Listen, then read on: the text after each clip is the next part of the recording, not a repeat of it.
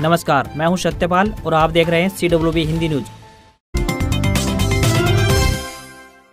धनतेरस पर 19 साल बाद बन रहा है अबूझ मुहूर्त, 5 शुभ योग देंगे अत्यंत लाभ। दीपावली से पहले आने वाले त्योहार यानी धनतेरस का हिंदू धर्म में खास महत्व है। इस दिन अबूझ मुहूर्त अर्थात अत्यंत शुभकारी मुहूर्त माना जाता है। इस बार धनतेरस का त्योहार और भी खास हो गया है। 23 अक्टूबर को धनतेरस पर बन रहे 5 शुभ योग अत्यंत लाभ देने वाले रहेंगे। 5 शुभ योग 19 साल बाद एक ही दिन रहेंगे। इससे पहले यह योग वर्ष 2003 में बना था। धनतेरस पर भगवान धनवंतरी की पूजा की जाती है। इस दिन की खरीदारी चिरस्थायी रहती है। पंडितों के अनुसार इस मुहूर्त में शुभ कार्य लेन देन भी शुभ माना जाता है। शाम के समय प्रदोष काल में पूजा के बाद ज्वेलरी, इलेक्ट्रिक सामान और लक्ष्मी गणेश की प्रतिमा की खरीदारी का विशेष महत्व होता है।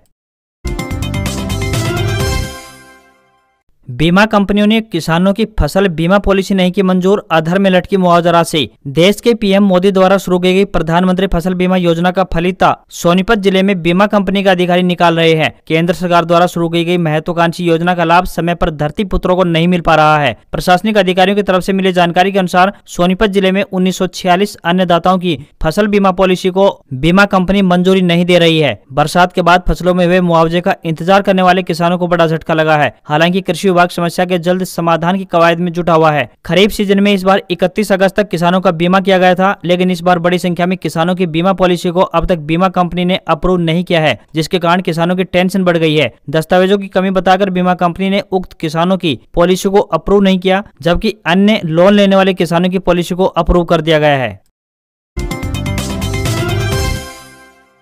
हरियाणा की 2 यूनिवर्सिटी को नैक से मिला A+ ग्रेड, CGPA में भी हुआ इजाफा। हरियाणा के गुरु जम्बेश्वर विश्वविद्यालय हिसार और JC बोस विज्ञान और प्रौद्योगिकी विश्वविद्यालय YMCA फरीदाबाद को नैक से A+ ग्रेड मिला है। गुरु जम्बेश्वर विश्वविद्यालय हिसार को A+ ग्रेड मिलने पर विश्वविद्यालय परिसर में उल्लास का माहौल है। अभी हाल ही में अक्टूबर 10 से 12, 2022 को नैक पीयर टीम ने विश्वविद्यालय का निरीक्षण करने के उपरांत नैक को अपनी रिपोर्ट सौंपी थी। गुरु जम्बेश्वर विश्वविद्यालय उत्तर भारत का एकमात्र विश्वविद्यालय है जिसे गत 20 वर्षों से लगातार नैक द्वारा A ग्रेड का दर्जा हासिल है। किसी भी कॉलेज तथा विश्वविद्यालय को नैक द्वारा राष्ट्रीय ग्रेडिंग दी जाती है। ये ग्रेडिंग UGC ग्रांट्स कमीशन यानी UGC से वित्तीय मदद लेने के काम आती है। इसके बिना UGC किसी भी शैक्षणिक संस्थान को वित्तीय मदद नहीं देता है।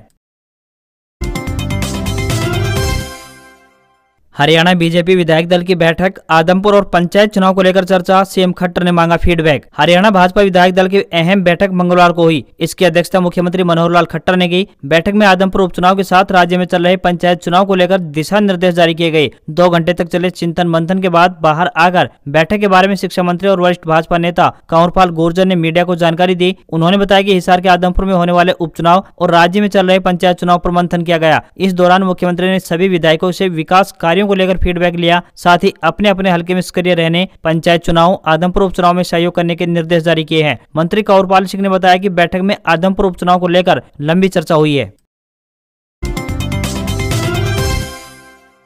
हरियाणा में खुलेगा bureau of civil aviation security का सेंटर, गुरुग्राम में होगा हेली हब का निर्माण। हरियाणा के उप मुख्यमंत्री दुष्यंत चौटाला ने बताया कि bureau of civil aviation security का सेंटर प्रत्येक राज्य में खुलना चाहिए। उन्होंने कहा कि हरियाणा के हिसार स्थित गुरु जम्बेश्वर विश्वविद्यालय या इसके साथ लगते पॉलिटेक्निक कॉलेज में इसका सेंटर खोला जाएगा और जल्द ही इस मामले में आगे की औपचारिकता भी पूरी कर ली जाएगी। वे मंगलवार को नई दिल्ली में नागरिक उड्डयन मंत्रियों की 2 दिवसीय राष्ट्रीय बैठक में बोल रहे थे। उन्होंने बताया कि हिसार का एविएशन हब मार्च 2023 में क्रियान्वित किया जाएगा और इसके बाद इस एयरपोर्ट से अमृतसर, जालंधर, श्रीनगर, जम्मू, जयपुर, इंदौर, अहमदाबाद, आगरा, वाराणसी, देहरादून तथा बिहार के गया नामक स्थान के लिए उड़ान आरंभ की जाएगी, ताकि प्रदेश में धार्मिक पर्यटन को भी बढ़ावा मिल सके और देश के सीमावर्ती जिलों में सैन्य बलों के कर्मचारियों व अधिकारियों को आने जाने में सुविधा हो सके। उप मुख्यमंत्री ने बताया कि इस हेली हब के बनने से दिल्ली के अंतर्राष्ट्रीय हवाई अड्डे पर हेलीकॉप्टर ट्रैफिक को भी डाइवर्ट किया जा सकेगा।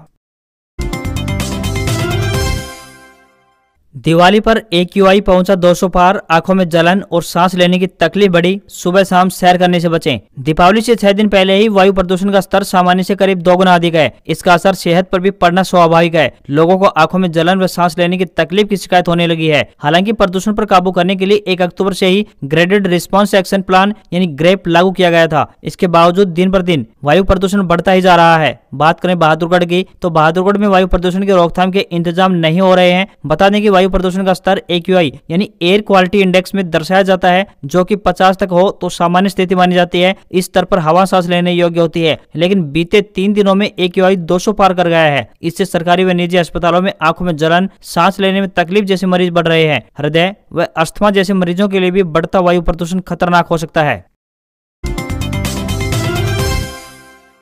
गेहूं की MSP में बढ़ोतरी, हरियाणा में अब 2125 रुपए प्रति क्विंटल में होगी खरीद। सरसों के भाव में भी 400 रुपए प्रति क्विंटल बढ़े। केंद्र की मोदी सरकार ने त्योहारी सीजन के बीच किसानों को दीपावली का शानदार तोहफा दिया है। केंद्र सरकार ने रबी फसलों के न्यूनतम समर्थन मूल्य यानी MSP में बढ़ोतरी की घोषणा की है। केंद्र सरकार ने पहले किसान योजना की 12वीं किस्त और अब MSP रेट में बढ़ोतरी करके किसानों को दिवाली पर शानदार तोहफा दिया है। केंद्रीय कैबिनेट बैठक में रबी सीजन की 6 फसलों यानी गेहूं, जौ, चना, मसूर, सरसों और सूरजमुखी का न्यूनतम समर्थन मूल्य बढ़ाने का फैसला लिया है। केंद्रीय सूचना एवं प्रसारण मंत्री अनुराग ठाकुर ने प्रेस कॉन्फ्रेंस करके गेहूं, जौ, चना, मसूर, सरसों और सूरजमुखी के नए न्यूनतम समर्थन मूल्यों की जानकारी प्रदान की है। केंद्र सरकार द्वारा सबसे अधिक MSP यानी 500 रुपए प्रति क्विंटल मसूर की फसल पर बढ़ाई गई है, जिसके बाद भाव 6000 रुपए प्रति क्विंटल पहुंच गया है। वहीं सरसों की बात करें तो इस फसल पर MSP में 400 रुपए प्रति क्विंटल की बढ़ोतरी कर दी गई है। अब भाव 5450 रुपए प्रति क्विंटल हो गया है। गेहूं की MSP में 110 रुपए प्रति क्विंटल की बढ़ोतरी की है और अब भाव पहुंचकर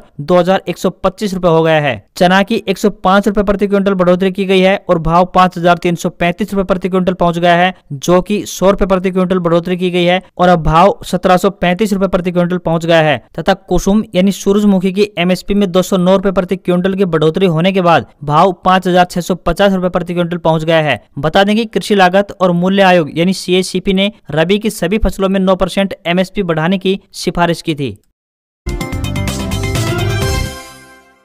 एस्टेट 2022 अपडेट। एस्टेट के लिए आवेदन करने वालों के लिए जरूरी खबर, हरियाणा बोर्ड ने जारी किए ये दिशा निर्देश। हरियाणा अध्यापक पात्रता परीक्षा यानी एस्टेट के लिए आवेदन करने वाले अभ्यर्थियों के लिए हरियाणा विद्यालय शिक्षा बोर्ड ने निर्देश जारी किए हैं। बोर्ड अध्यक्ष VP यादव ने बताया कि जिन अभ्यर्थियों ने हरियाणा अध्यापक पात्रता परीक्षा 2022 के लिए एक से अधिक बार ऑनलाइन आवेदन किया है, ऐसे सभी अभ्यर्थियों की सूची बोर्ड की आधिकारिक वेबसाइट पर उपलब्ध है। उन्होंने बताया कि सूची में दर्शाए गए अभ्यर्थी बोर्ड की वेबसाइट पर उपलब्ध शपथ पत्र भरकर आधार कार्ड व मैट्रिक व सेकेंडरी परीक्षा उत्तीर्ण प्रमाण पत्र की प्रति सहित 20 अक्टूबर 2022 तक ईमेल के माध्यम से बोर्ड कार्यालय को भेजकर अपने एक से अधिक बार आवेदन करने संबंधी त्रुटि का समाधान करवा सकते हैं। संबंधित अभ्यर्थियों को पहले ही उनके पंजीकृत मोबाइल नंबर पर SMS के माध्यम से भी सूचित कर दिया गया है। पंचायती चुनाव के कारण हरियाणा विद्यालय शिक्षा बोर्ड की ओर से 12 नवंबर को होने वाले एस्टेट की परीक्षा स्थगित कर दी गई है। अब परीक्षाओं की आगामी तिथियां निर्धारित करने के लिए बोर्ड अधिकारी मंथन में जुटे हुए हैं। सूत्रों के अनुसार बोर्ड ने फिलहाल कोई बड़े बदलाव की बजाय 1 या 2 दिन बाद की तिथियों पर ही परीक्षा लेने का मन बनाया है। प्राप्त जानकारी के अनुसार 13 नवंबर को होने वाले लेवल 1 PRT और लेवल 2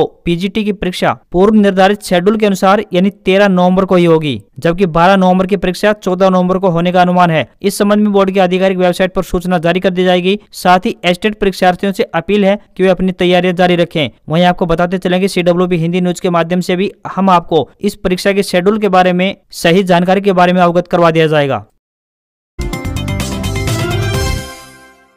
हरियाणा में नई प्रॉपर्टी आईडी का डाटा हुआ लाइव, यहां चेक कर सकते हैं अपना स्टेटस। हरियाणा ऐसा पहला राज्य है जिसने अपनी शहरी जमीन की पैमाइश करवा ली है। परिणाम स्वरूप प्रदेश के सभी शहरी स्थानीय निकायों में प्रॉपर्टी आईडी की संख्या जो पहले 29 लाख थी बढ़कर अब 42,10,000 पहुंच गई है। नई आईडी बनाने के इस काम में 3,09,200 आपत्ति आई जो कि दूर कर दी गई है। मंगलवार को प्रदेश के शहरी स्थानीय निकाय मंत्री डॉक्टर कमल गुप्ता ने करनाल के नगर निगम कार्यालय में प्रॉपर्टी आईडी एकीकरण का स्टेटस जानने को लेकर आयोजित 15वीं राज्य स्तरीय संचालन समिति की बैठक में जानकारी दी। प्रॉपर्टी आईडी का डाटा NDC पोर्टल पर डाल दिया गया है जो लाइव हो गया है, यानी कोई भी व्यक्ति ULB-HRY NDC.org पर जाकर अपनी प्रॉपर्टी आईडी को चेक कर सकता है। चेकिंग के दौरान संपत्ति मालिक प्रॉपर्टी टैक्स की डिमांड और शिकायत भी डाल सकता है, उसका समाधान किया जाएगा। शहरी स्थानीय निकाय मंत्री ने बताया कि प्रॉपर्टी आईडी के सर्वे से पहले पुराने आईडी से 29 लाख व्यक्ति प्रॉपर्टी टैक्स अदा करते थे। अब इनकी संख्या बढ़ने से 42 लाख लोग प्रॉपर्टी टैक्स अदा कर सकेंगे। इस प्रक्रिया से जो भी आय होगी वह शहरी स्थानीय निकाय में विकास कार्यों और जनता की सुविधाओं पर ही खर्च होगी।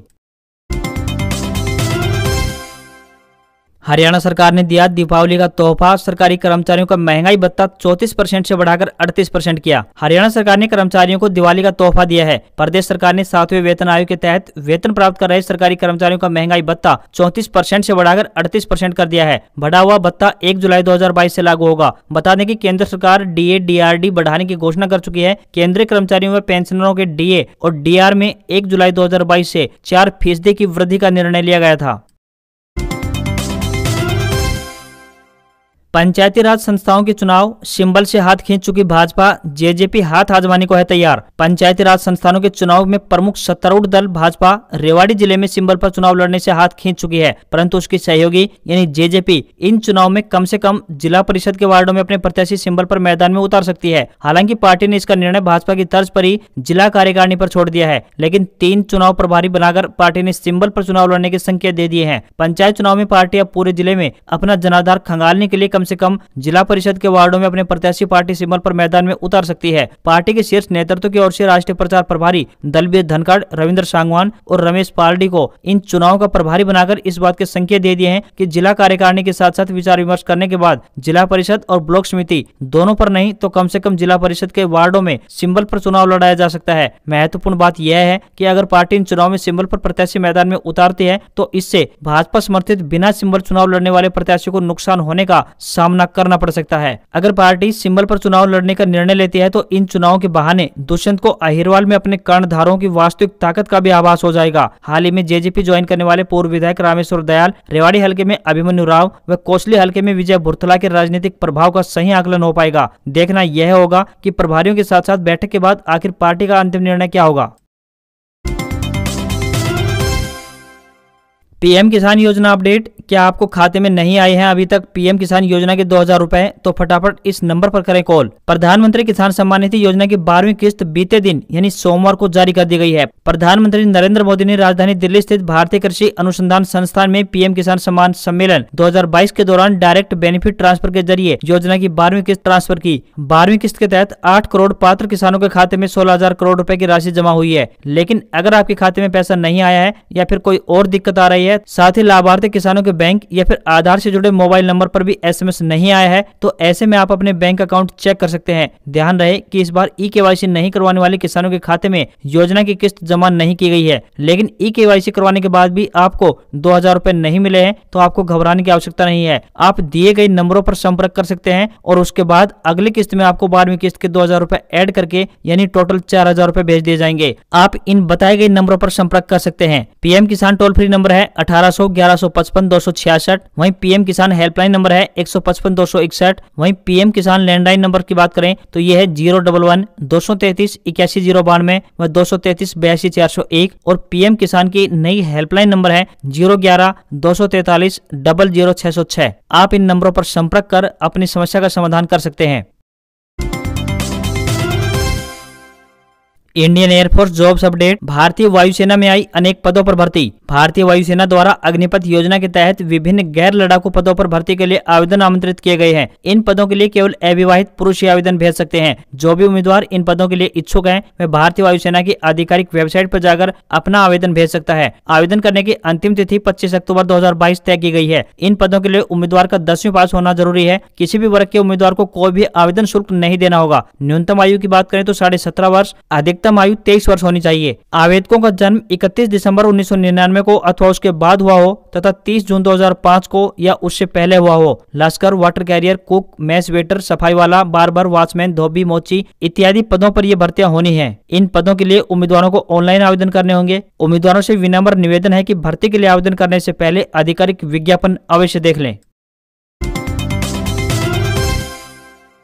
5 और 6 नवंबर को यह आयोजित होगा हरियाणा सीईटी। चुनाव का परीक्षा पर नहीं पड़ेगा कोई असर। लंबे समय से चर्चा का विषय बना हुआ हरियाणा सीईटी इस बार नवंबर में आयोजित हो सकता है। लगभग 11,40,000 विद्यार्थियों ने इस परीक्षा के लिए आवेदन किया है, लेकिन 2 से 3 बार इस परीक्षा की तिथि आगे बढ़ चुकी है। इसलिए अब युवाओं में संशय बना हुआ है कि परीक्षा होगी या नहीं। युवाओं में संशय है कि अभी तक इस परीक्षा के बारे में कोई भी आधिकारिक नोटिस नहीं जारी किया गया है, तो हो सकता है कि परीक्षा निर्धारित समय पर न हो। इस परीक्षा का आयोजन नेशनल टेस्टिंग एजेंसी यानी एनटीए करवा रही है। चुनाव की तारीख आने से भी परीक्षा पर प्रभाव पड़ता दिख रहा था, लेकिन हरियाणा एसएससी के अध्यक्ष भोपाल सिंह खत्री ने साफ कर दिया है कि चुनाव का परीक्षा पर कोई प्रभाव नहीं होगा तथा परीक्षा निर्धारित समय पर ही होगी। ताजा खबरों की माने तो संयुक्त पात्रता परीक्षा यानी सीईटी 5 व 6 नवंबर को ही होगी। पंचायत चुनाव को लेकर चल रही अटकलों को दरकिनार करते हुए हरियाणा कर्मचारी चयन आयोग ने साफ कर दिया है कि परीक्षा की तिथि आगे नहीं बढ़ाई जाएगी। 32,000 पदों के लिए होने वाली परीक्षा के लिए सरकार ने सभी तैयारियां पूरी कर ली हैं।